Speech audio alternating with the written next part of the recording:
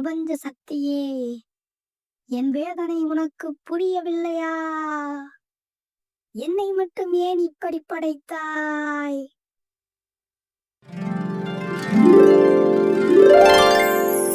உனக்கு என்ன வேண்டும்?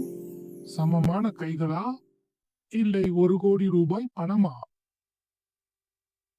என்னால நம்ப முடியலையே. இது என்ன கனவா? நிஜம்தான். சீக்கிரம் சொல், இல்லாவிட்டால் நான் மறைந்து விடுவேன். உம்,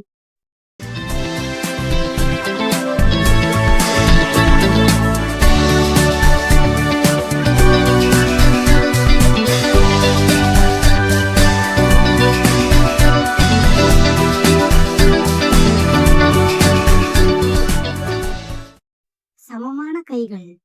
இதோ நீ கேட்டது.